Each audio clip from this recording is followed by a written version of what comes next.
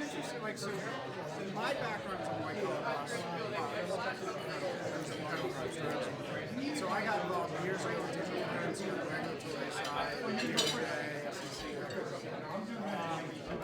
But our team, so I just got almost just to kind of the industry, and that's why I got involved. My background is but really what's changed in the last year and a half is just every aspect of legal practices in it's tax, corporate securities,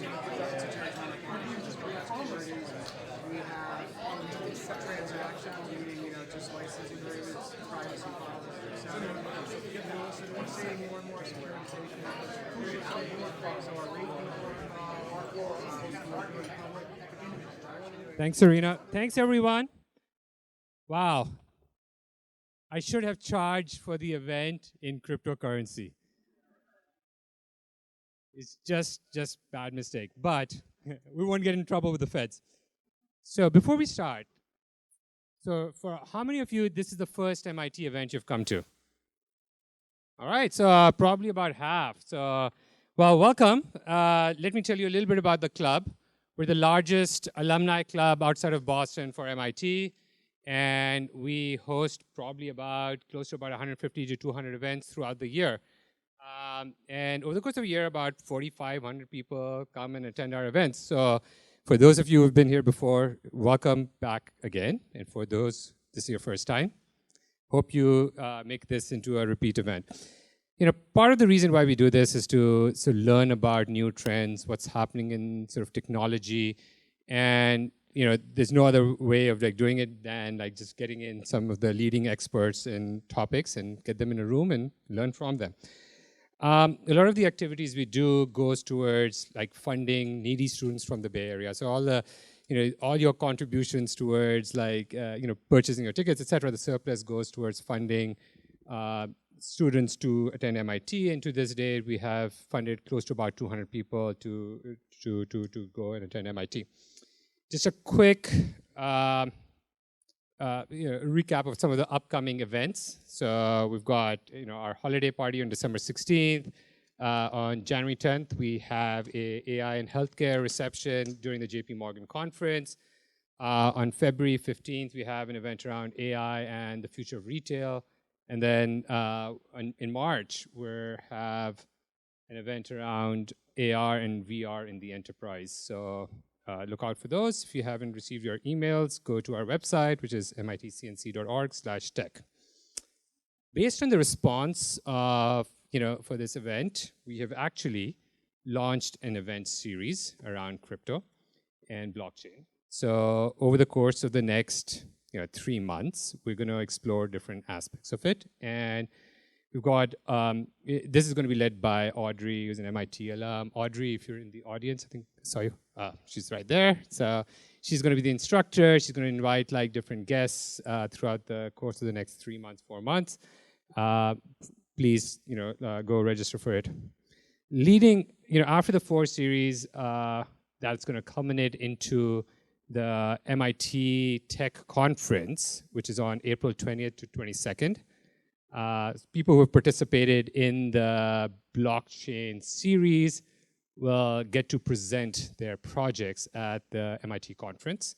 And then, obviously, it's a 3-day event. Earlier this year, we had an event.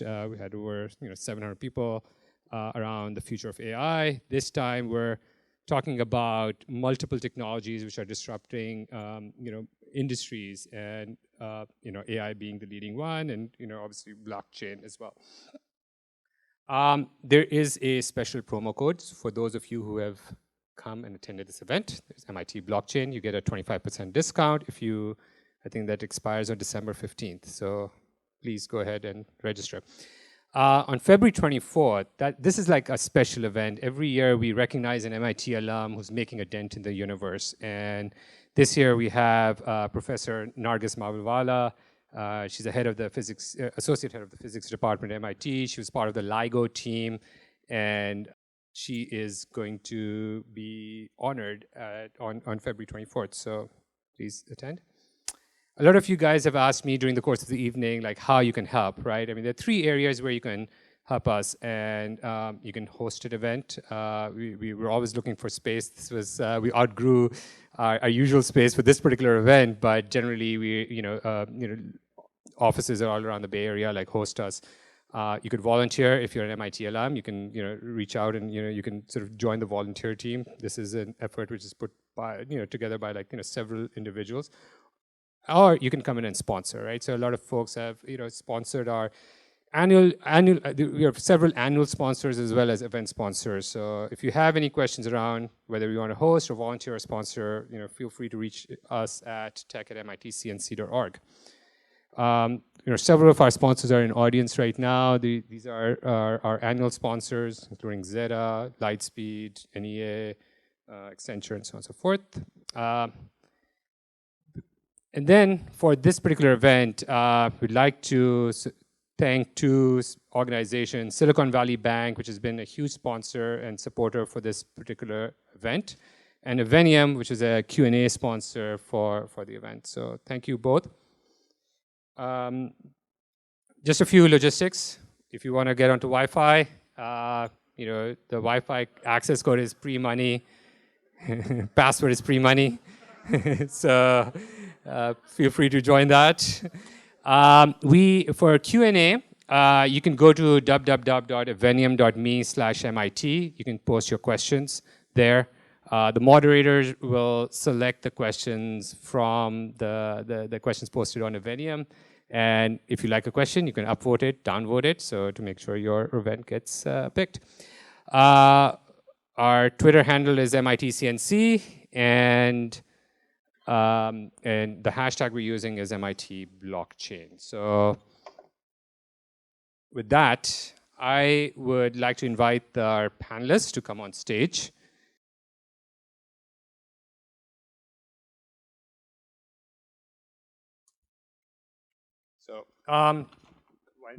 So with that, I'll hand over the mic to Jake, who's our moderator for the evening, and you can do the introductions for the panelists.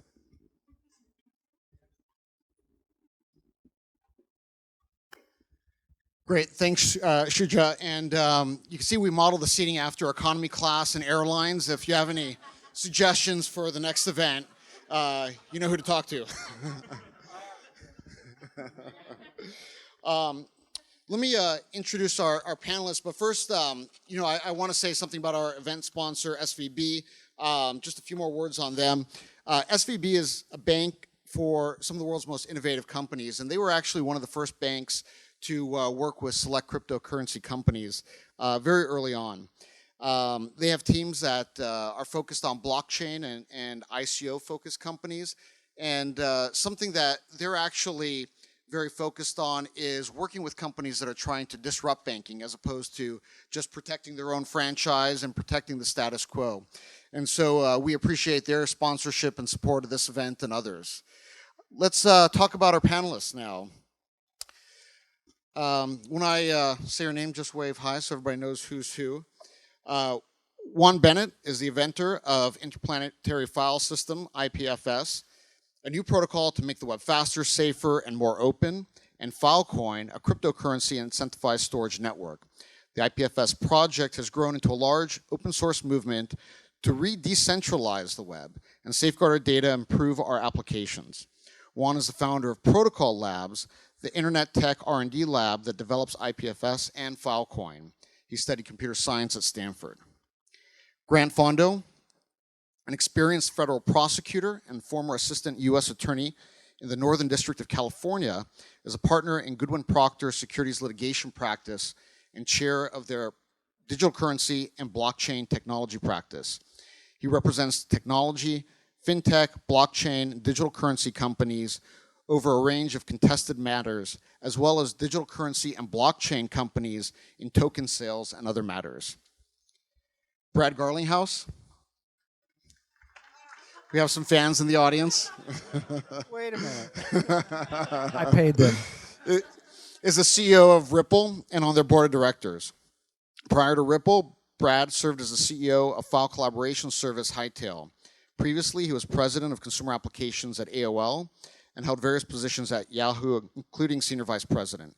Brad currently serves on the board of directors of Animoto and Outmatch and has held board positions at Ancestry.com and Tonic Health. Joey Krug. Joey is co-chief investment officer of Pantera Capital, the largest ICO-focused hedge fund. In 2014, he dropped out of Pomona College to co-found one of the first projects on Ethereum called Augur. And in 2015, he did the first crowd sale on Ethereum. He first got involved in Bitcoin in 2011 by mining Bitcoin. Joey is also a Thiel Fellow. He likes to invest in companies and projects that are creating practical, novel things that should exist in the world but don't yet. Great. And with that, let me grab a seat here. So I've told you about the, does everybody have a microphone? I've told you about the people, but let's take a minute to level set and make sure everybody understands what each of their companies do. We have a very wide range of, as you can see, backgrounds, levels of expertise in cryptocurrency and blockchain in the audience. So what we want to do is cover, not just the most advanced questions, but also the basic questions. We'll go through a range of topics, and if you don't hear your question or topic come up, make sure you send it over to the system so we can get to it. But with that, let's start with Joey and give us your elevator pitch, and then we'll go down the row. Sure. So Augur basically is a decentralized prediction market. So with Bitcoin, it's pretty neat because it's decentralized money. But I was kind of frustrated because there's not a whole lot you can do with it in finance. And so I wanted to create a decentralized financial system. And I thought the simplest place to start would be derivatives because they're purely synthetic, don't need to involve the real world too much. And so I created Augur, which is a project to enable you to create basically derivative contracts on essentially anything. Anything with a put option like payoff, you can create on Augur for a few dollars. And in the regular world, that costs you, a few $1 million. And the idea is that anyone, anywhere in the world can trade on it with very low fees. For Pantera, we have one of the largest funds that invest in ICOs. We also just launched another fund a few weeks ago called the Digital Asset Fund. And that one's a quantitative algorithmic fund. So it's pretty systematic. Yeah, that's better. So my name is Grant Fondo again. I'm head of Goodwin's Global Digital Currency and Blockchain Group. The last 12 to 18 months has really been extraordinary in our practice in the sense of what we were seeing. Originally, it was a few crypto companies that were doing these things called token sales. And then suddenly it has exploded into companies really across every industry, movies, artificial intelligence, virtual reality, life sciences, you name it, they've done it. But it's also the ecosystem has exploded. So people are just creating these great financial products, really interesting and super complex financial products to figure out how to make money, sort of betting essentially on the various cryptocurrencies and venture funds and banks. And so it's really been an explosion, not only of companies, but of the ecosystem and of ideas. And so we just see some really interesting ideas come across our plate literally every day. My name is Brad Garlinghouse. I'm CEO at Ripple. Very simplistically, Ripple is an enterprise software company selling solutions to banks for real-time settlement, particularly for cross-border settlement between banks and other payment providers. We use a digital asset that Ripple, the earliest founders of Ripple invented called XRP. It's a very efficient, performant digital asset in terms of speed and throughput. We use that to help banks and payment providers fund liquidity, which is the pre-funding that happens. And a contrarian point of view, years ago, Ripple took the point of view, and I jokingly and somewhat sarcastically say contrarian because at the time it was contrarian, at least in the crypto world, that governments aren't going to go away, banks aren't going to go away, and fiat currency is not going to go away. Yet there still is a very interesting role for digital assets to play to reduce friction, lower cost, increase speed, and improve transparency of the global financial system. So today we count about 100 banks as customers, including some very large ones like Standard Chartered, the Bank of Tokyo Mitsubishi, Santander, and a whole bunch of other banks that you might have heard of. As you heard, Juan, I work on Protocol Labs on Filecoin, IPFS, and a number of other projects. The front of what we do is pretty broad. We have our hands in a lot of stuff, from low-level infrastructure, peer-to-peer stuff, all the way through making blockchains to making applications for people to store their data, and so on. What we're up to is looking at where computing is headed and trying to use certain elements of this effectively revolutionary set of technologies to just move the needle forward on where computing is going. I think this is probably the most important thing to happen to computing since the web. I would say it's even more important than the cloud shift. I think that what is happening now is we're laying the foundations for an infrastructure layer that can be trusted because of its trustlessness. So you have provability in the transactions that can happen. And you have software eating finance, legal, and so on, which are the engines that power a whole bunch of other pieces of technology. So this is another wave of the computing is just revolutionizing everything. This is like the next stage. And it's extremely, extremely exciting, not just for the digital asset stuff that you're seeing today, like right now, 2016, 17, and probably 18 will be a lot about digital assets. But right now, people are laying the foundations to change how most applications that you use will run effectively. And a big part of that will be markets. So it turns out that these systems can enable totally decentralized markets with very low fees, as Joey was pointing out. And one of those things that we're looking at is imagine file storage as a totally algorithmic market where any file storage that's available on the planet should be able to be plugged into an algorithmic market, sold, traded, and so on, and US clients can buy any kind of space there. So it's, you can think of Airbnb meets Amazon S3 type world. But this is just the beginning. This is like the tip of the iceberg of what's to come. Most people right now are holding how many physical devices, how many computers. Right now, all of those are pushing all of your connectivity all the way to the cloud and talking to servers there, and that's how you're talking to each other. It's kind of madness. Your computer should be talking to each other. And a lot of what we do is pushing the envelope to make that happen. Great. Let's start by talking about investing in Bitcoin, investing in cryptocurrencies. It's obviously a very hot topic. Let's see a show of hands. How many people in the audience have an investment in Bitcoin or some other cryptocurrency? So pretty good representation, but also a lot of people who haven't invested.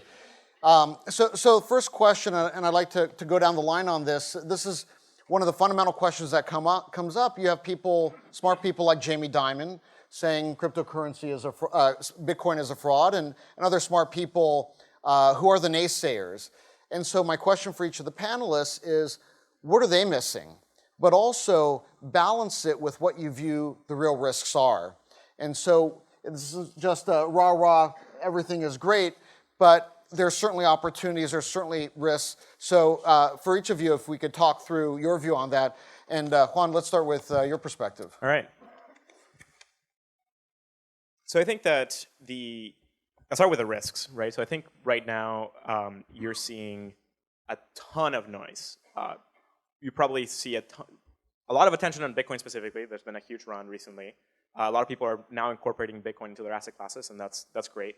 And all that is good forward movement to get digital assets to be part of most people's life as investments or later on as currencies and so on. But the risks here are that a lot of people are coming into the space without understanding necessarily what exactly they're investing in. So maybe Bitcoin is you understand that, but if people start investing into ICOs and token sales, that's where if you don't understand the tech very well, if you can't tell what the teams are actually doing, you could be investing in something that isn't going to work, or which may work, but it's extremely difficult, or which might actually be a total scam. Like there are total scams out there. And we ran a token sale earlier this year, and it was the very large. We raised 205 million, and it was one of the biggest token sales. And what we saw was in that particular event a lot of very well placed bets from specific investors in tech, and then a lot of follows to that, which is very different from a lot of other sales. There's a lot of other sales where you have this teams coming up out of nowhere, creating very vague websites that kind of promise everything, and there's no real substance to that. And they're getting funding in the single millions to double-digit millions, and that is a huge risk. So that's going to catch up to the space later on. I think probably like in 18 or so, maybe 19, that is going to be a problem. So I think that's a very real risk. Now I think more globally, there's regulatory risk in a whole bunch of domains. I don't think there's any regulatory risk around digital assets in general or cryptographic assets in general. Thankfully, a lot of the finance world has embraced digital assets because they realize how much more efficient and valuable to run transactions this way it is. So I think that's fine. What's less fine is some of the more esoteric applications, or things that are right now esoteric applications, things like privacy, like being able to move around digital money entirely privately, things like Zcash and Monero. That's where like the edge of like the dark web is and so on. But it also means actual real privacy for people doing transactions, like cash. Cash is pretty private. Turns out we don't have cash on the internet, and these things can be like cash. Now there's a big question: should you allow cash transactions of billions of dollars to happen over the net? That's going to be a big question for regulators in the coming years. So there's probably risks there.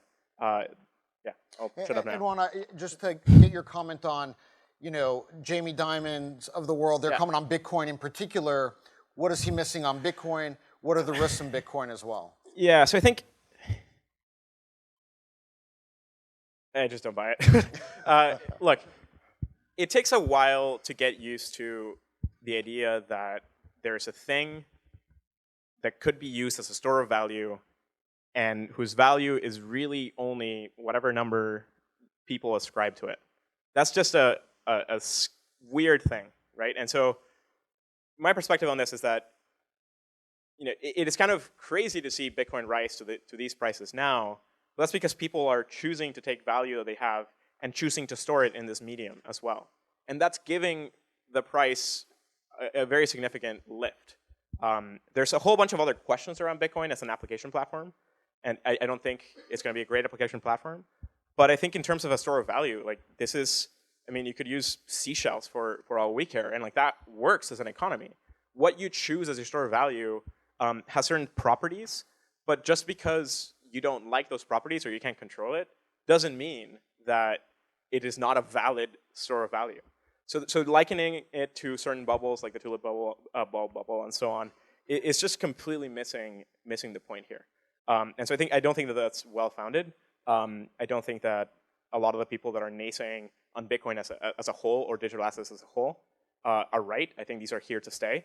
It may not be Bitcoin. It could be that in the future something else. But just kind of blanket saying all of these things are nonsense and like they're never going to work and people are going to get in and out and leave you holding the bag or whatever means that there's no full understanding of like the store of value idea. I think when we talk about Jamie Dimon, we first have to recognize where he sits. He sits at the top of the global financial infrastructure. There are a few banks, of which JPM is certainly one, that make billions and billions of dollars of profit by virtue of that perch. 99.9% of banks don't make money in this ecosystem in terms of cross-border payments. Jamie Dimon makes a technical term of a shit ton of money by sitting there. So when I hear Jamie Dimon saying it's a fraud, I think to myself, well, of course he's going to say that. He's and by the way, there's also people who conspiratorially, that he's trying to talk down the price of Bitcoin so JPM can buy it. Like the idea that JP Morgan isn't actively working in the blockchain and Bitcoin space is not true. Frankly, I don't mind sharing. There are about 15 senior JP Morgan people at Ripple's offices this afternoon. Now, unless JP Morgan's going to fire them. Does JP Dimon know that? Apparently not. Anyway, so look, that's my thought on the whole JP Dimon thing. I do think there are people who are going to say this is, in the same manner, a very smart investor said to me, in 1997, the whole West Coast was long Amazon and the whole East Coast was shorting Amazon. We saw how that worked out. And his point was basically, look, the West Coast is obviously bullish and, there's some that are very cynical about these things and, we'll see how it works out. On the risk factor, just very briefly, because I don't want to go on too long, but I think what we have to remind ourselves, this has to come back to utility. What problem is the digital asset solving? If it's solving a real problem and it's creating value by solving that problem, then there will be value in the token. I think what's risky is there's a lot of these things, as Juan was saying, that I cannot explain why you need a token. I can't explain what the token does. It doesn't make any sense to me. And I think, unfortunately, I think that percentage, particularly in the recent ICO wave, I think that percentage is a very high percentage. I think there is going to be carnage to be had from that. And I think Grant is smarter than I am in many ways, not the least of which is on the law. But the ICOs regulation around the SEC regulation around securities are designed to protect investors and companies and entrepreneurs. We've only just started to see the beginning of the lawsuits of the ICO issuers. And when entrepreneurs come to me and say, "Hey, I'm thinking about doing an ICO," I say, well, actually, a related thing is a friend of mine reached out to me and said, "Hey, I'm on the board of this company, did an ICO. We're trying to get D&O insurance. We're having trouble. Do you have any recommendations?" Like, if you don't understand, like, of course you're having trouble. It's because there's a lot of risk that you're going to end up getting sued.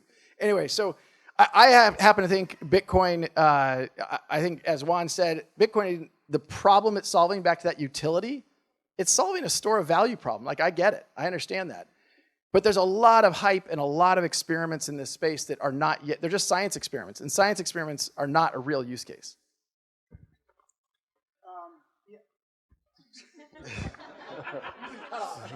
Maybe I should just leave now. So to address Diamond's issue, I mean, I agree with what the panelists have said. I think anytime there's something new and disruptive, people are nervous. And so when I got involved in this space, right when I got out of the government, basically, I didn't really understand it all. I didn't know where it was going, but I was like, this stuff is amazing, and it's going somewhere. And so rather than invest in one component of it, I would say, and this isn't any investment, you're investing in the industry. And so, like, when you invest in Bitcoin or Ethereum or Litecoin, or you buy equity in a company, or you buy XRP, whatever the case may be, you're investing in the ecosystem. And I think this is an ecosystem, a technological change, financial change, a democratization, really, of so many industries that is truly revolutionary. I do think it's as significant as the internet. We'll see if it's even more significant. So, of course, there's risk. And I think you have to go eyes wide open. But Silicon Valley was built on risk. And that's why, and I think you're just seeing all these changes because people are willing to take risk. And I think in purchasing Bitcoin is one of those risks. I wouldn't put all your assets in Bitcoin, although I bet you wish you had. But you should see how much shit my wife gives me for not doing it. So I think he's wrong, but I think skepticism is good. I think there is risk. There's always people who do crazy risk, but we wouldn't be here today if people weren't taking risks. And what is your view is the single biggest risk to the core cryptocurrencies, call it the top 5? What should people have in their head beyond, hey, maybe there's some existential risk that it goes away? Is there something specific that you view as a real potential risk, in the near or longer term? So I think there's sort of two things. One is, you saw this in China with the ICO rules. Anytime you have kind of dictatorship countries, there is a risk if you're in that country and you are funneling currency out the door, that they will come down and clamp on it. So I think this is not a U.S. issue, but if you are abroad in certain countries, there is a risk that literally the government can take that from you. So I think that's a risk, because this is a threatening technology in a sense and a threatening store of value. But I also think, but in some ways, the risk otherwise is just like any other risk that you take. We can all invest in insurance companies if you want to. That's pretty steady. But that's not what people are doing and should be doing. Great. And Joy, when you start, maybe share with the audience first what Pantera's investment thesis is before you look at the question. Sure. So our investment thesis is basically that crypto assets are a new asset class. If you compare them to anything else, there's not really any comparison. The correlations are basically zero. The volatility is, sky high. And so they're completely different than anything else out there. And so we think it's pretty rare when you see the genesis of a new asset class. It doesn't happen very often in finance. And so what we're trying to do is be on the forefront of that. So on the quantitative side, we're getting as much data as possible. We have some data that even the exchanges don't have. So we have level 3 data for all the exchanges back to 2011, which is about 30 terabytes of data. And so it's little things like that that add up and give you really a high edge on the quantitative side. And then on the ICO side, the way I look at it, which answers kind of part of the question, is we like to invest in things where the token's really needed. And if you remove the token, the platform will be worse off for it. because if the token's not needed, someone else can just take this open source code, remove the unnecessary token, and release a free version. And so you don't want to invest in something that has that property. And the way I think about it is, yeah, 99% of the stuff that I see that comes across my email inbox is garbage. But that's fine. It's a new industry. I run a syndicate on AngelList, and 95% of those deals are garbage. But it's and those are just regular seed stage startups. So yeah, it's about 4x worse. But I'm willing to sift through it to find the stuff that actually is worthwhile and is worth doing.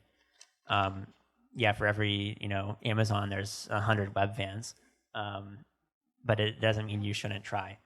And let's see the question. So on Jamie Dimon, I think he's really mad that his daughter bought Bitcoin. I think he's really mad that it keeps going up and she bought Bitcoin.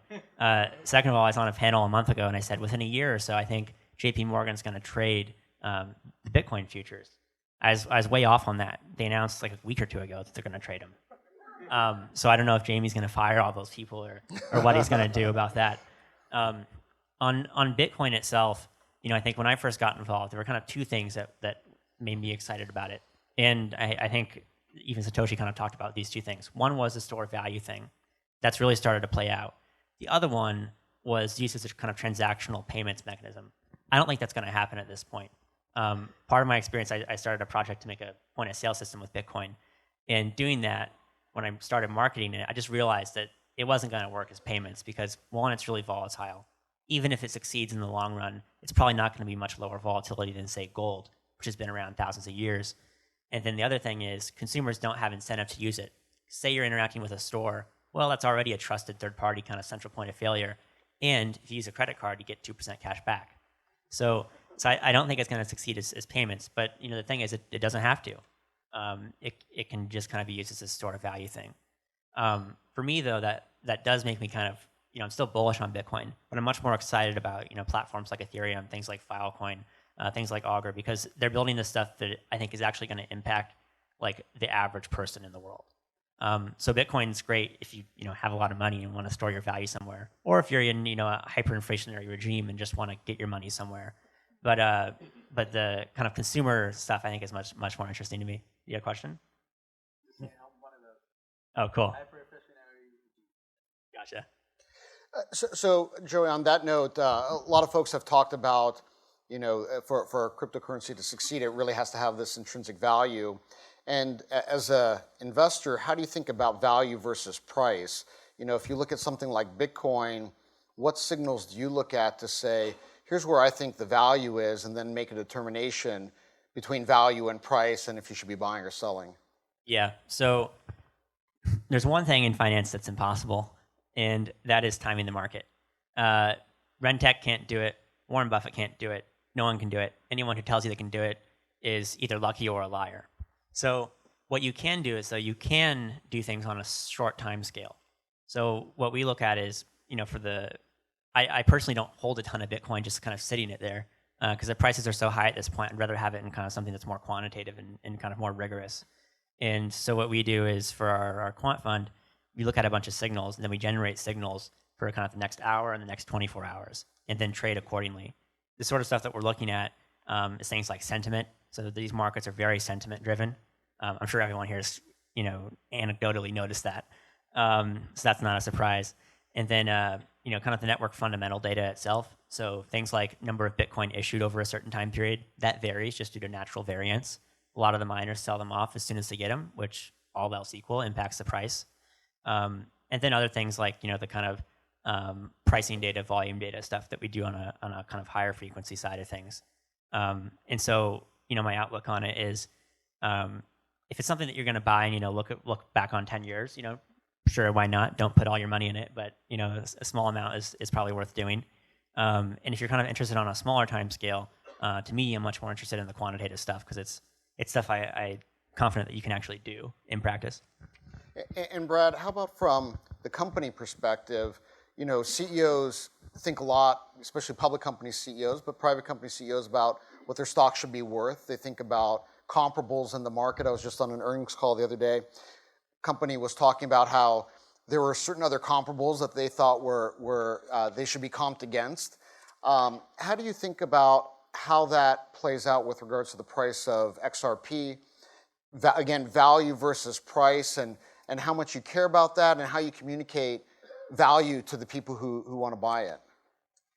So one of the things I think any good CEO is thinking about is not, well, I hope not thinking about the next 3 days or 3 weeks or even 3 months, but really thinking about the next, let's say, 3 years. And that's certainly how I try to think about it at Ripple. XRP as a digital asset today has a market cap around $25 billion. I don't watch it on a moment-to-moment basis because I would go crazy. Instead, I think about it as if we are successful in what we are doing in driving XRP as a solution to solving liquidity problems, and this is there's $27 trillion around the world parked in what are called Nostro accounts. These are the accounts that other banks and payment providers use for liquidity. It's $27 trillion. This is dormant capital. At worst, it's capital that sits in another currency that might be inflationary, and I, as a bank, don't even want it there. But there's $27 trillion sitting out there. If we can use a very efficient digital asset like XRP to improve the efficiency of that and reduce the need to pre-fund $27 trillion, you can really change the nature of a bank's profitability. I will, at some personal peril, I will either be a liar or lucky, to Joey's point earlier about anybody who thinks they can predict the timing of the markets. The one thing I would say about what's going on in the crypto markets, it's important, I think, for everybody to realize that until very recently, institutional money, and what I mean by that is, kind of traditional fiduciary money, where you're managing other people's money, has not entered the crypto markets. One of the things that's interesting to see, Ripple, because we own 60% of the XRP, when people want to buy XRP in size, they come to us. And so we see institutions come to us, and you see an interesting perch about what's going on with institutional demand for digital assets. And what has changed dramatically in really Q4, and I think will definitely continue into Q1 and Q2, is institutional money is entering, because the asset overall is now, I think, 350 billion, which, by the way, is now higher than the market cap of JP Morgan. Just had to get that in there. Anyway, the point I'm making is simply that there is, relatively speaking, leaving forks aside, there's relatively speaking fixed supply, and you have increasing demand. And when endowments and institutions, Joey and I sat in a meeting not that long ago with, some of the largest institutional money in the world trying to get smart about crypto. They owned zero on that day. I don't know if they do today. But as they enter the market, you have fixed supply, increasing demand. You don't have to go to MIT to know what's going to happen. I did not go to MIT, just for the record. But let me switch gears. There's a lot of entrepreneurs in the room. People, not just people who are starting something from scratch, thinking about a crypto-oriented project, but even existing companies that have an ongoing business and are thinking about whether or not this can make sense for them. And so maybe for Juan, what questions should entrepreneurs ask themselves to determine if an ICO, a token sale, a SAFT is let's start with a token sale in general, and then we'll go into the different types, is right for them? I'm going to start by changing the question. If you're thinking about a token sale first, it's already wrong. Don't think about the token sale first. Think about the token. Is the token actually doing something useful and facilitating some kind of exchange? Is that token representing some specific asset that needs to be a token and in which you need to create an economic structure for? If so, then you have a viable candidate for a token. And then later, you should ask, how am I going to fund this project? Am I going to go and raise traditional funding and create a company that will hold some asset or whatever? Or am I going to do a token sale? And at that point, ask the question about token sales. I think part of what's contributing to the noise right now is that a lot of the normal venture funding markets are not exploding, or they're either stable or even contracting a little bit.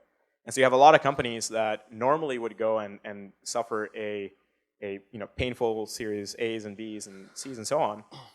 And they realize that there's a bunch of really crap projects creating tokens and raising single-digit to double-digit $1 million. And those are the bad, so there are some really bad projects that are doing this. And and they sit there and think like, what? This is insane. And so they start thinking about their system and say, if we were to do a token, how would that work? Now, I would say that this kind of innovation with digital assets can, in fact, percolate into a lot of the traditional systems and be incorporated, right? So, in fact, I would say most marketplaces could potentially leverage a token. I'm not saying that all would, but many marketplaces could leverage a token. And so there are some cases where, yes, it makes perfect sense, and then people will take an existing business, add a token, and it will make sense. But there's a lot of tokens that are just kind of added. As Joey said, like, if the token doesn't make sense for the system, like, don't do a token sale. Like, this is not useful. You're not creating value. You're just creating. It's kind of like incorporating. Think about it like this: creating a token and creating a network is a little bit like incorporating a company. You're creating a subset of the economy that's going to be tracked with a different set of units, and you now have to make those units be worth something. Now, there's a very important difference here between company stock and these kinds of digital assets. They can be traded and then can be used as part of a system. You can't like buy Uber stock and then use it to ride Uber. Like, imagine if you could do that. That would be a very different kind of thing. Like, imagine if you, in order to buy and pay for Uber or Lyft, you had to buy the Uber stock. And imagine if you also had to hold it for a certain period of time. Then that would give a very significant lift to the actual Uber stock, right? And so that's a different way of doing things. So previously, people bought into companies, or like the invention of stock was to buy into a joint venture that would then give you proceeds by allowing you to, cash that out or get dividends. And over time, tech companies said, well, maybe we shouldn't give people dividends and we should just reinvest those dividends and grow the company. Until you hit Apple size and you're like, well, I guess we probably should give some of this money back. And so for a long time, a lot of what's happening in stock markets is just speculating on whether or not the business is going to grow over time, and people are going to want to buy it in the future instead of the dividends that are, you don't even know if the company's going to ever give you dividends. And so the thing here is, imagine that instead of that eventual dividend world or buybacks or whatever as a potential final utility of the stock, you actually use the stock in the system itself. And so that's a very fundamental shift that's happened. Like, this is why these assets are not stock. They're like a completely different thing. And so it allows you to create subsets of the economy.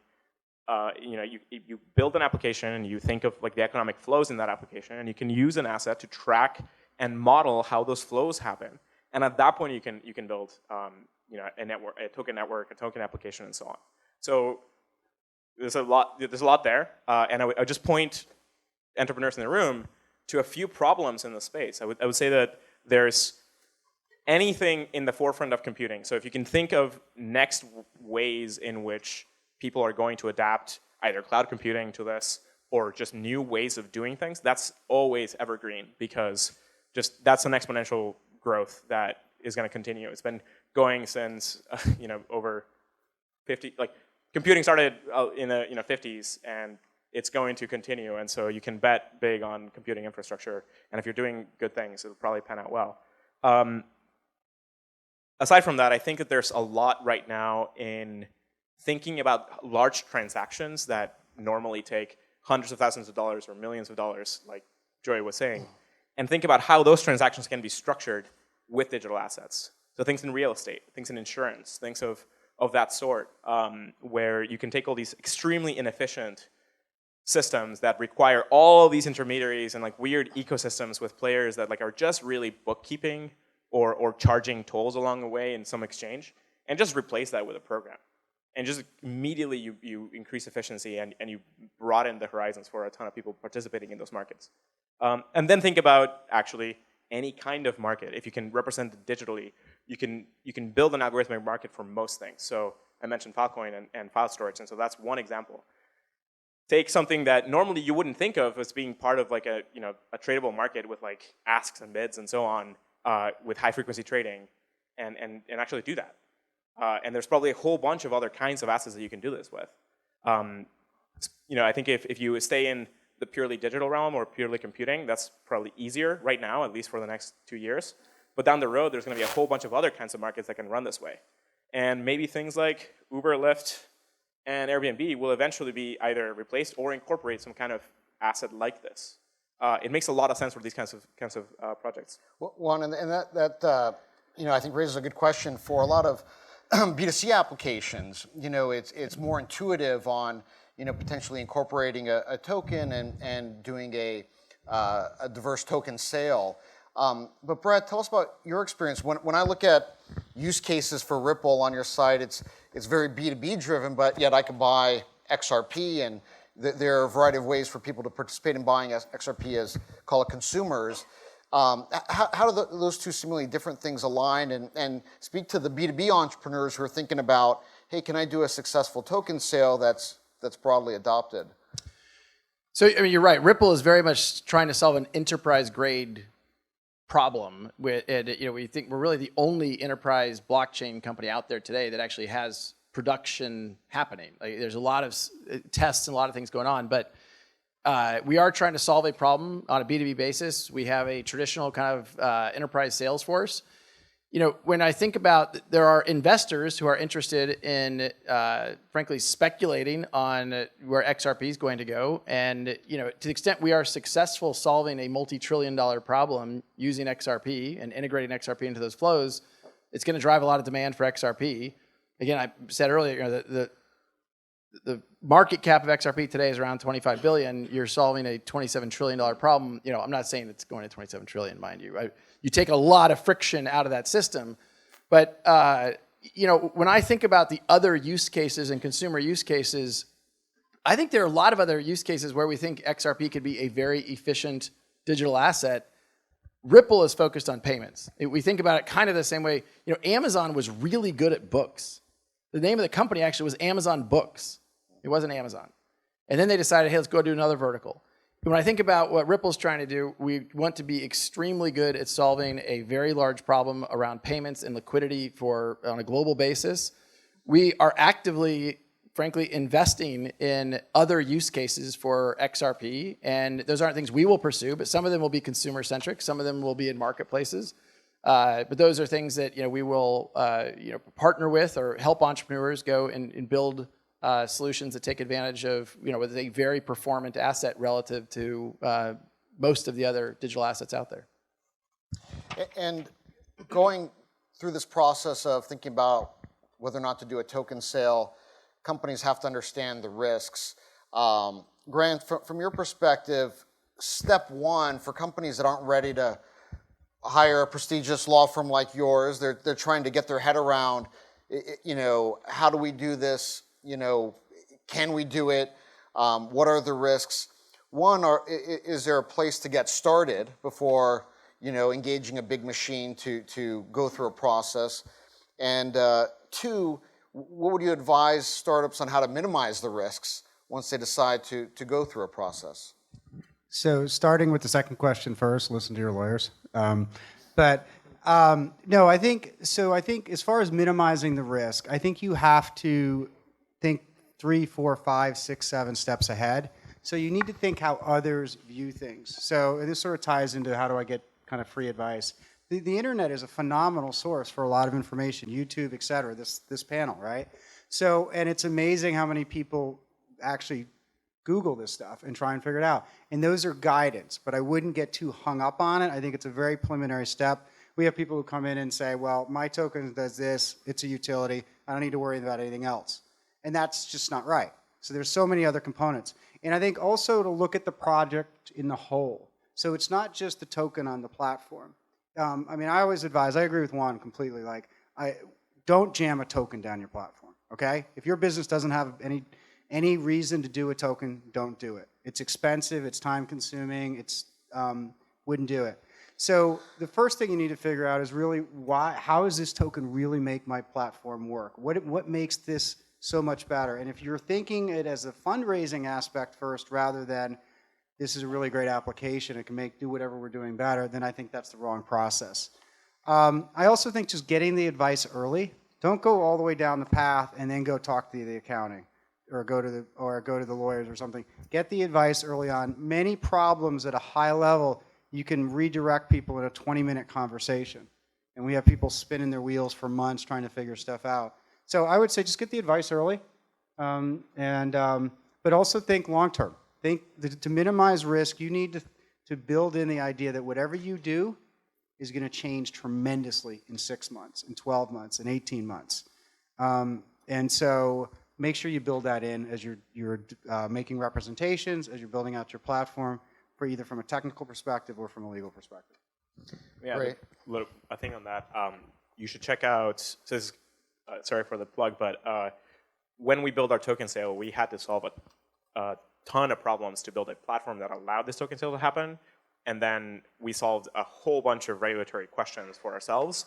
And in those two things, on the one hand, we built a platform called CoinList that we now then spun out into a different company. And the other, we built a framework for doing token sales of a particular type when they are token pre-sales, where you're raising investment to create the network. And that we created an instrument called the Simple Agreement for future tokens. Both of those things are examples of projects that are built for other people to not waste their time doing what we did.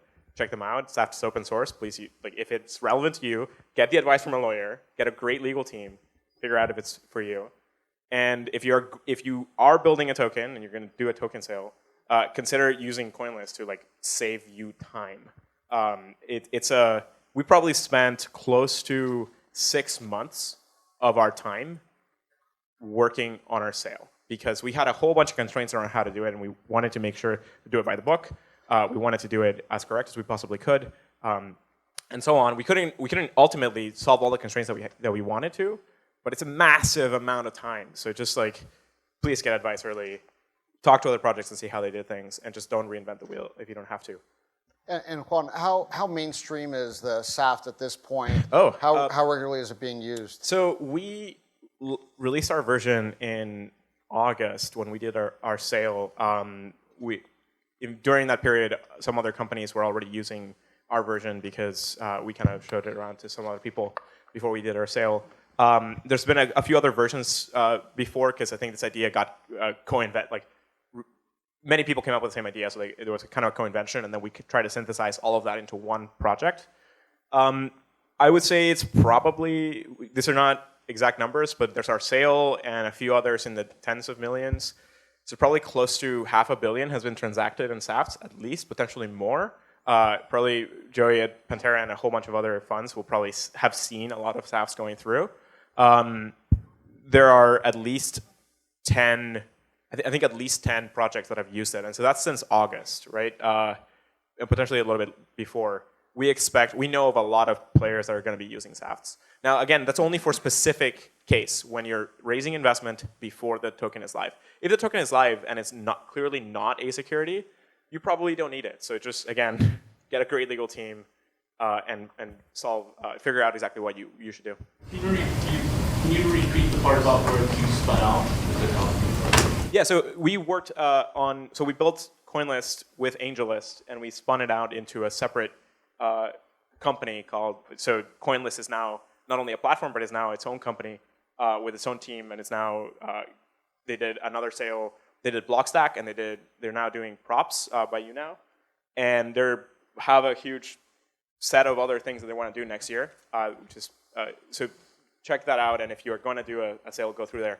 One of the important things there is that they take one of the pieces there is vetting. So CoinList sales will be vetted in terms of tech, in terms of regulatory compliance, in terms of team, and so on. Of course, ultimately, it's your decision if you invest with them. So if you invest in anything, that's your deal. But there is a certain bar, and we want CoinList to cut out a lot of the noise. And so we hope that in the future, all great token sales will go through it. Of course, there's a big market, and a lot of people it won't make sense for. But it'll be. We hope that will help you find signal, and also look at funds like Joey's and others, and look at what they're doing because they're thinking about this every day. And so look at what they're investing in. And on that point, Joey, for the entrepreneurs in here who hope to have a SAFT or ICO prospectus go by your desk, what's common amongst the most interesting and successful token sales that you see? What elements do they bring together? Sure.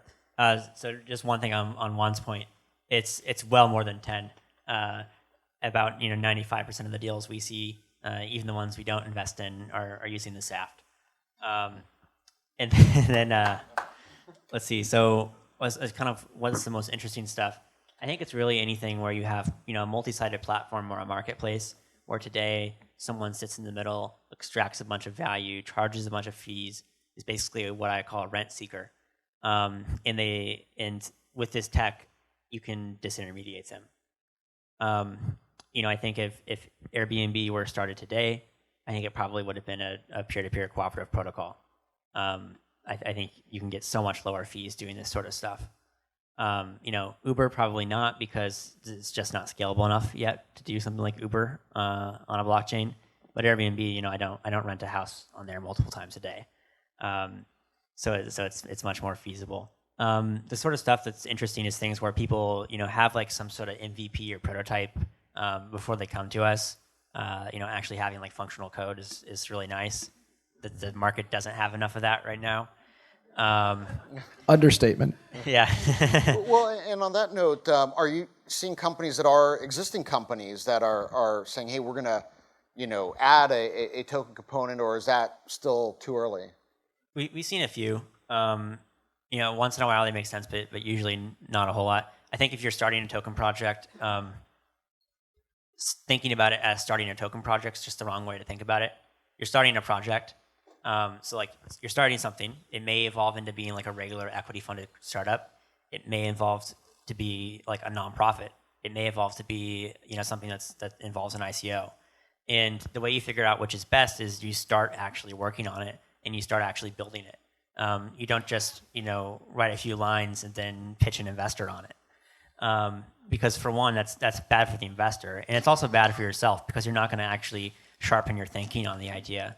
And so, like as an example, when we started Augur, well, for one, token sales weren't hot. They weren't very popular at the time. The kind of token sale that had happened most recently before us was, I think, 4 or 5 months ago, and it had raised just about $1 million. And so for what we were building, we designed the kind of high level of the protocol. It's changed a ton since then, but when we designed it, we realized that it needed some sort of token for it to make sense. We didn't want to, sell the entire thing to VCs, because then they would own the consensus mechanism of the platform, which would defeat the purpose, because then they would have control over it. And so that's kind of how we ended up, doing a token sale. And how important is real technology innovation versus maybe just the pure business model innovation in what you decide to fund? The technology innovation is super important. So I think, if you look at this space, what's neat about it is it's the first time, in my opinion anyway, the first time that computer science and economics have really combined in a real sort of way. Yeah, sure, you can send money with PayPal or send your plain text private key, aka your credit card or debit card, over the internet. But you can't really do anything nearly as kind of intertwined as you see with this sort of tech. And so I think that's pretty interesting. And if you don't get the tech right, none of the rest of it makes sense. So when I look at a project, I always start with the tech, because I'm able to rule out projects fastest based on whether their tech makes sense or not. A lot of projects come to us and they're doing stuff that would win them multiple Turing Awards if they solve the problem. So that's like the equivalent of a Nobel Prize in computer science. And unless they have a really solid proposal that's been like reviewed by other academics who think it'll actually work, we're just not going to invest if you've written 5 pages of marketing gobbledygook and have basically no chance of actually solving this problem. Do you mind if I just comment? So let me do one contrary position on this, which is this industry started really as the crypto industry, right? And programmers and just super smart people doing amazing things. This industry has changed over the last 6 months. And I think what you're seeing is more mainstream companies saying, wow, I had never thought about a token before on my platform. Setting aside the fundraising component, because I agree with everybody here, like the idea of I'm just going to use a token to raise a lot of money, that's not what you should be doing. But I do think, like any technology, it starts with the core people and then it starts to spread, just like the internet did. And so what I think you're seeing is all these, I mentioned a number of different types of companies, data companies, all these different types of companies, they are now looking at the token and saying, boy, this technology has some really interesting applications to what we're doing, whether it's democratizing things or collecting data or incentivizing. And so I still agree 100% with the technology component of it. But I think sometimes you take an existing idea and you change it based on what you see as a trend. and where you see a better product. And I think you're seeing some mainstream companies saying this token thing is actually a really good way to take our platform to the next level. Not as a fundraising tool, but as a better business. I'll pile on the contrarian side just for a moment. I will go back to what I said earlier. There's a reason why ICO companies, the board can't get director and officer insurance. The class action lawyers are salivating. Look, expect if you do an ICO, even if you meet all of the criteria that have been described, you can be, as Filecoin I think is, the best of the best. You're still going to get class action lawyers coming after you because there's legal gray area, there's legal uncertainty, and anytime that exists, lawyers are going to, no offense to my friend Grant, they're going to try to take advantage of that and just assume that's going to happen before you run down this path. Yep. Assume if you build a token platform and if you do a sale, legal will be a big part of what you do. Which is good for Grant. Well, it kind of goes with the whole platform, right? Like there's smart contracts here. So I think one of the good news about all of this is that this isn't just computer science and finance combining in an interesting way. Legal is also a very interesting component. And I would say that, for the people with legal backgrounds in the room, this is an extremely exciting time because you can, I think of law as assembly programming in like the 50s, 60s, where like you do everything by hand, you have to check everything. You're gonna write down a program and it doesn't get run ever until court happens, and when it runs, it might explode and like it might like kill your organization. And like you can try like debugging it as much as possible, but like that's the programming environment that you're in. And then you have many operating systems in the world that you have to move around. And the operating system gets patched every year, potentially, with like new laws that you never knew about and changing everything. So given that, and that law is one of the first programming languages that we ever had, this is an extremely interesting moment for rethinking law with computer science. And so I think, if you have CS background or legal background or are interested in that, definitely go look at it. I think it's a little bit early for this, even though smart contracts are a big part of this and the word contract is there. What we're talking about in terms of reshaping law probably won't happen for the next, like in earnest for a few years. But I think right now is when the very important projects are gonna, the foundation of those is gonna happen now and gonna reshape how we do a lot of legal contracts around the world. So that's good news for a set of lawyers, probably bad news for a lot of lawyers around the world that are gonna get automated away. So I want to be mindful of time. I'd like to go through one set of questions for the panel, and then we'll take a couple from the audience. So maybe starting with Joey and going down, tell us what you believe is the biggest unsolved problem in crypto and blockchain. It's a three-part question. Biggest unsolved problem, the biggest near-term innovations that you see coming down the pipe, and what your forecast for Bitcoin at the end of 2018 is, just to spice it up a bit. So the biggest unsolved problem, which I'm pretty confident will be solved, it's just not solved right now, is I think like the scalability of the tech. Ethereum right now does 10 transactions a second. In order to kind of fulfill this new financial system, new legal system sort of view, that really needs to be more like 100,000. There's a bunch of different ways to get there. It's not as daunting as it seems at a first glance. If you're interested in it, you should look into sharding, a project called Plasma. You should look into state channels. These sound like mumbo jumbo, but they're actually stuff people are working on to try to scale this tech. Let's see, what was the second question? So the challenges, the innovations, and Bitcoin 2018. It's the innovations. Well, most recently, looks like Lightning Network actually just launched their first version on the Bitcoin network, which is pretty cool. That's a kind of off-chain scaling solution. And then I think over 2018, we'll see kind of some more low-hanging fruit stuff for scalability start to get implemented. I think we'll start seeing like some basic like transaction parallelization on Ethereum, maybe some improvements to the virtual machine to make it more efficient.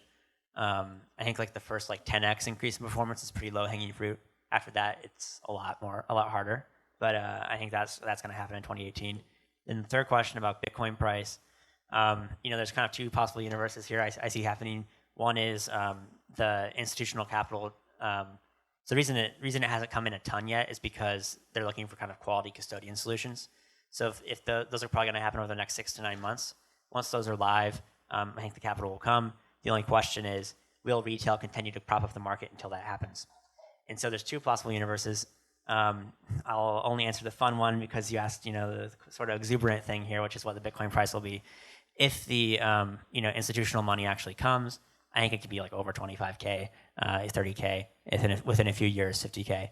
The kind of negative side is if it doesn't come because it gets delayed a few years because retail fails to keep the market propped up. And so you always kind of think, in like Bayesian probabilities. Superos, that's the probability because I started Augur. And so I keep both those scenarios in mind. So the technical innovation that I think you're going to see is much more, probably the most mundane answer you'll find today from this panel. But I would just say that when our parents can actually exchange digital currency, that will be a technological innovation. I think one of the reasons, there's plenty of reasons, but one of the reasons Bitcoin is not used in transactions frequently is it's freaking hard for people to just move and onboard and all that kind of stuff. So we're very technically savvy. You go into middle America, it's hard. So I think if you can solve that problem and make it super easy, like if you can Amazon that problem, you'll solve it. I think as far as the risk, I think it's regulatory risk. I think that there is a lot of uncertainty. I think if you asked 10 lawyers all these issues, we'd come up with 10 slightly different versions of what the regulatory regime is like. So I think the biggest risk is the regulatory risk. What I saw when I got involved in this space several years ago was the regulatory risk with digital currency. And there was a real offshoring of a lot of companies because they didn't want to deal with that uncertainty. Businesses run well when they know certainty. Even if they don't like the rules, if they know what the rules are, they can do things. If they don't know what the rules are and it's safer somewhere else, they'll go somewhere else. So I think the risk, the risk is the regulatory aspect plus the offshore aspect. I don't think the government is anti-digital currency, tokens, et cetera anymore. I think they want it regulated, but I don't think they're looking to shut it down. I hope that's not the case because the economic innovation is tremendous. As far as the price, someone asked me this the other day, and I said 15 to 20,000. So I'm going to go with, I got to stick with it because we got a long way to 218. We'll see if I think it'll probably be maybe around 20. What was the order? The biggest risk? Biggest risks, biggest innovation. Well, the biggest risk, look, there are so many science experiments and so few customers. So the risk is, hey, we need customers. We need real utility. We need real scalable solutions. Look, I'm going to, for at least a moment, talk Ripple's book. From a scalability point of view, XRP is already settling transactions in 3 to 4 seconds, and we can handle, many orders of magnitude more transactions per second than Bitcoin or Ethereum. So I don't think, we continue to improve those numbers. So for XRP, I'm certainly not worried about that. The innovation I'm probably most excited about. Look, because we have a treasury around XRP, we are investing that in the ecosystem.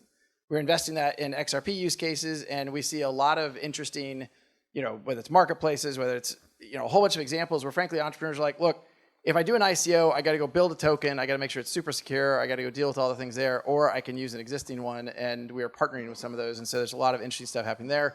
I'm going $50,000. I got it. First on the... Not by tomorrow, whoever said that. So it was unsolved problems. Once we start broadcasting this, it'll be...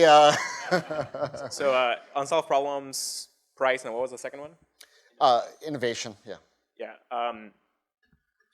On the unsolved problems, how many people did course 6 here? Raise your hand. A fair amount. Course 6 is CS for people who didn't do course 6. I think that for those people in the room, I would say scalability is a big deal. So this is just straight up distributed systems work. I think that the programming environments need to improve drastically. I think right now we are still playing with fire. We're programming things that are extremely difficult to get right and can really wreck you when that is holding tens to hundreds of millions of dollars. or that kind of stuff. So formal verification and programming languages and all that kind of world has vast application here. I think that governance is a big unsolved problem as well. There's good experiments, there's very good directions, and a lot of people are talking about this. But I think in general, there's a lot of potential here for creating governance structures that just yield systems that are much better run than companies, right? So think of token networks as like an invention of an entity similar to the invention of nonprofits or joint stock companies or any kind of organization. There's a new kind of organization, and the governance of those organizations is not yet really clear.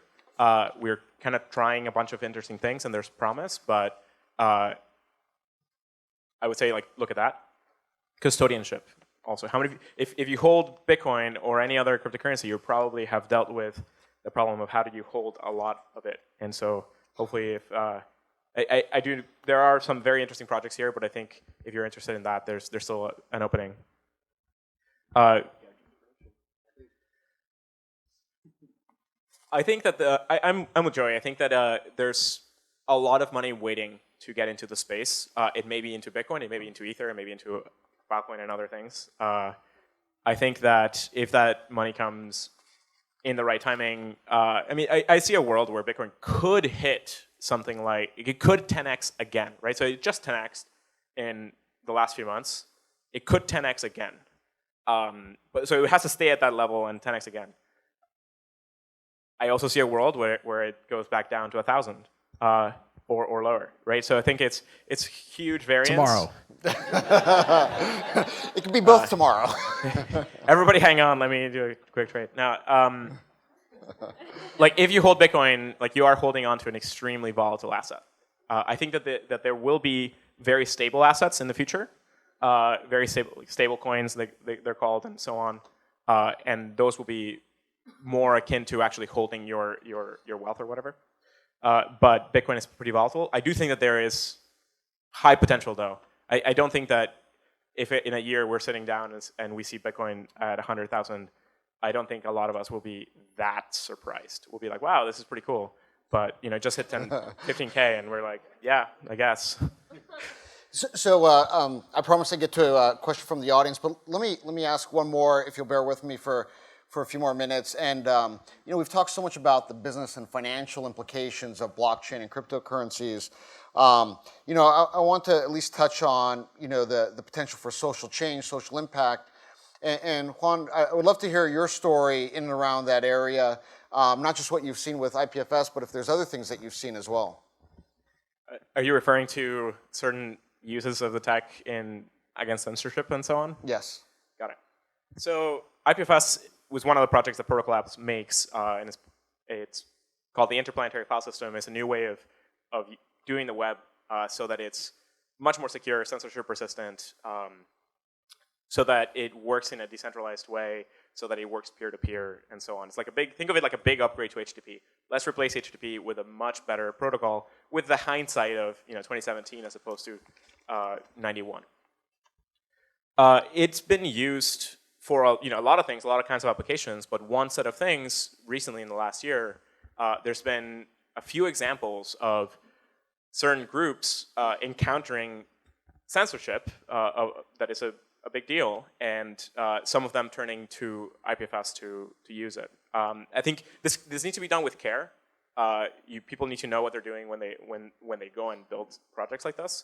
But perhaps the most interesting one was, I mentioned two. So one was in Turkey, Wikipedia was blocked over the fact that I think people were painting cartoons of Erdogan, and then they've just blocked Wikipedia.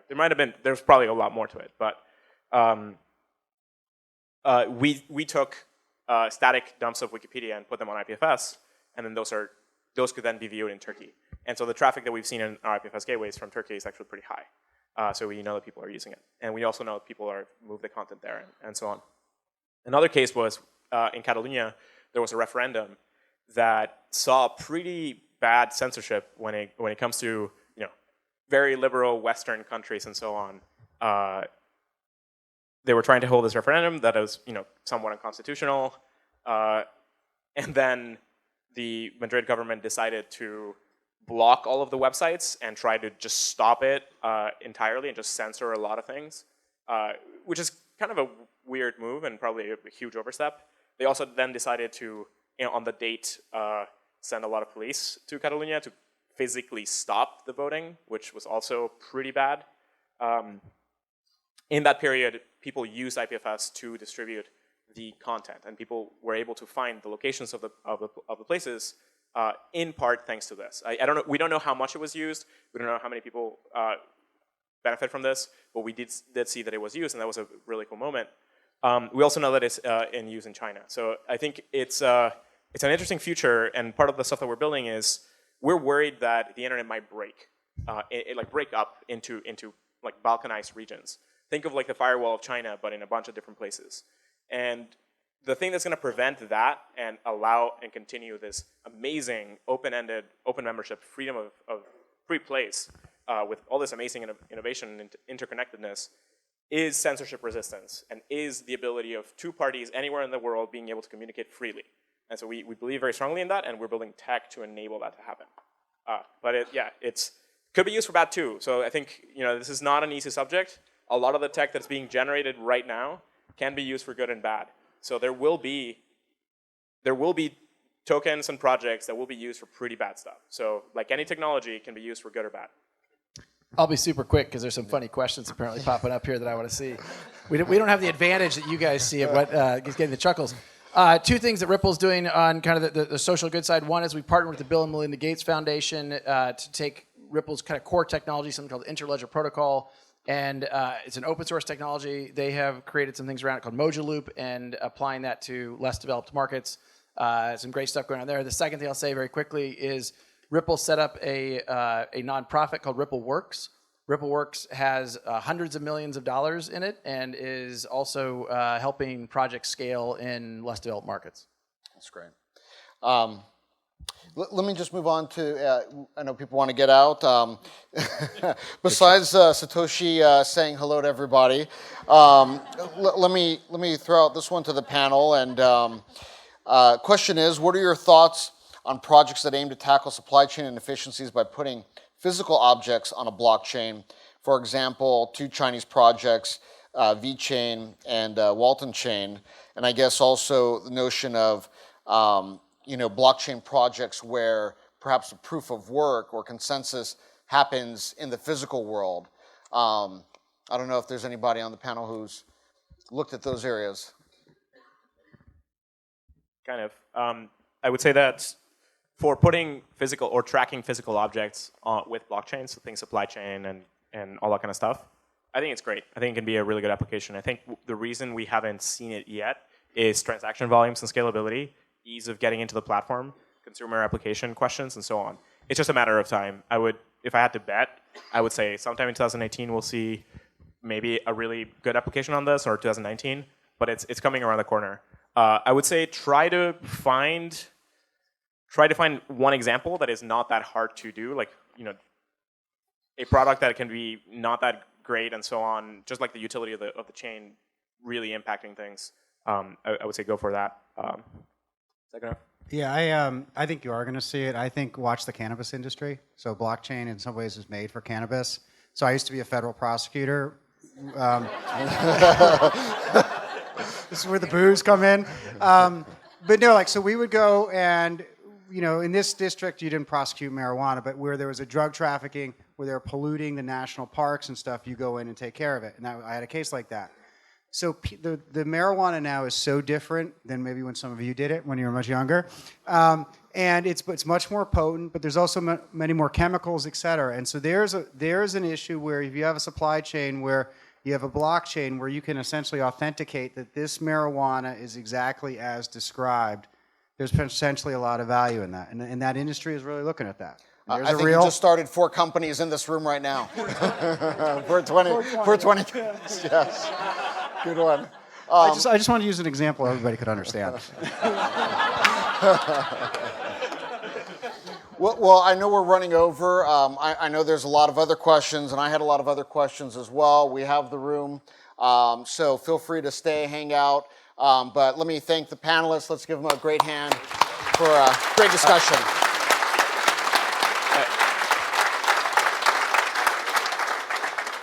Thank you very much for having us. I think I speak for all of us. It's been great to have a conversation. Before you go and start something in this field, realize that there are a lot of projects working on really cool stuff, and every one of these groups is hiring. So check us out. Check out what we're up to. Ripple is hiring. Ripple is hiring. Protocol Labs is hiring. Pantera is probably hiring, especially for all Shija, those can you 4 or put up 6 the people. Contact info? And we have a slide for those of you who want to reach any of the panelists on everybody's contact info. Sure.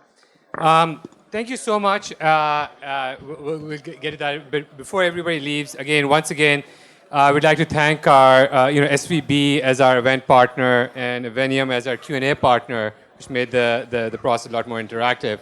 And thank you, Jake, for hosting such a wonderful evening. Could we have a round of applause for him? Thanks, Jake. Thank you, everyone, and we hope to see you guys at our next event. The conference. Use the promo code. Thank you.